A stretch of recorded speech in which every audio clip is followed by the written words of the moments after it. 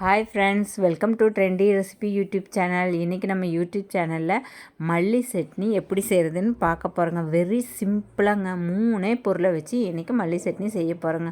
So சாப்பிட்டு பார்த்தீங்கன்னா சும்மா செம்ம டேஸ்ட்டாக இருக்குங்க. வாங்க பார்க்கலாம். அடுப்பை வச்சுக்கோங்க. அடுப்பில் ஒரு கடாய் வைங்க. 2 ஸ்பூன் எண்ணெய் விட்டுக்குங்க. அதில் 3 பச்சை மிளகாய் இல்லை 4 பச்சை மிளகாய் எடுத்துக்கோங்க. காரம் வேணுங்கிறவங்க 4 போட்டுக்கோங்க. காரம் கொஞ்சம் கம்மியாக சாப்பிட்றவங்க 3 பச்சை மிளகாய் போட்டுக்குங்க. நான் வந்து ஒரு கைப்பிடி, அதாவது ஒரு கட்டு மல்லிங்க, ஒரு கட்டு மல்லியை கட் பண்ணி தனியாக கிள்ளி அலசி நறுக்கி வச்சுருக்குறேங்க. இப்போ பச்சை மிளகாய் நல்லா வணங்கினதுக்கு அப்புறமா நான் மல்லியை போடுறேங்க.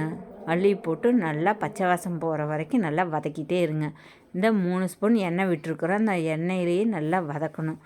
நல்லா பாருங்கள், மணம் வரும். இப்படி வதக்க அந்த பச்சை ஸ்மெல் போகுங்க. இப்படி நல்லா தொலைவி விட்டுட்டே இருங்க. நல்லா தொலைவி விடுங்க. இப்போ மல்லி சட்னியெல்லாம் சாப்பிட்டா ரொம்ப இருதயத்துக்கெல்லாம் ரொம்ப ரொம்ப நல்லதுங்க. இப்படி மல்லி சட்னியே ஒயிட் ரைஸ்க்கு சூடாக ஒயிட் ரைஸ் சாப்பாட்டுக்கு போட்டு சாப்பிட்டீங்க செம்ம டேஸ்ட்டாக இருக்குங்க. தயிர் சாப்பாட்டுக்கு தொட்டுக்கிறதுக்கெல்லாம் வச்சு செம மாசாக இருக்குங்க.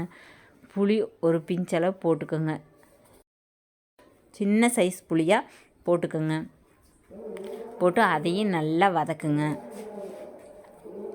நல்லா வதக்கி விட்டு இருங்க. பாருங்கள், இந்த அளவுக்கு வதங்கிருச்சு. இப்போ நான் ஒரு தேங்காய் உடச்சி அரை முடியை துருவி எடுத்துக்கிறேன்.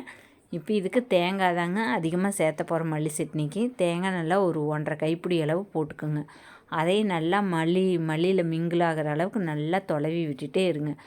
நல்லா தொலைவி விடுங்க. நல்லா அந்த வெள்ளையாக தெரியாமல் மல்லியோட எசல்ஸ் எல்லாம் அதில் இறங்குற அளவுக்கு நல்லா தொலைவி விட்டுட்டே இருங்க. தொலைவுங்க. நல்லா தொலைவும் போது பாருங்கள், நல்லா எல்லாத்துலேயும் மிங்கிள் ஆயிரும். சூப்பராக ரெடி ஆகிட்டுருக்குங்க. அப்படியே சட்னி அரைச்சோம்னா சும்மாவே சாப்பிட்லாங்க, அந்த டேஸ்ட் இருக்கும். இப்போ இதுக்கு தேவையான அளவு உப்புங்க 1/4 டீஸ்பூன் போட்டுக்கோங்க. உப்போட அளவு அரைக்கும்போது டேஸ்ட் பண்ணி பார்த்துட்டு தேவைன்னா போட்டுக்கோங்க. இல்லைன்னா இதுவே அளவு சரியாக இருக்குங்க. இப்போ இதே ஒரு மிக்ஸி பவுலுக்கு மாற்றிடலாம். மாற்றி நல்லா நைஸாக ஃபைன் பேஸ்ட்டாக அரைச்சி எடுத்துக்கலாங்க. பார்த்துக்கோங்க, எல்லாம் இதில் எடுத்து போட்டு இப்போ நான் அரைச்சி எடுத்துட்டேன். இந்த மாதிரி நைஸாக அரைச்சி எடுத்துக்கோங்க. அவ்வளோதாங்க. பாருங்கள், சூப்பராக ரெடி ஆயிடுச்சு. இந்த மாதிரி சும்மா நல்லா க்ரீன் கலராக இருக்குங்க மல்லி சட்னி.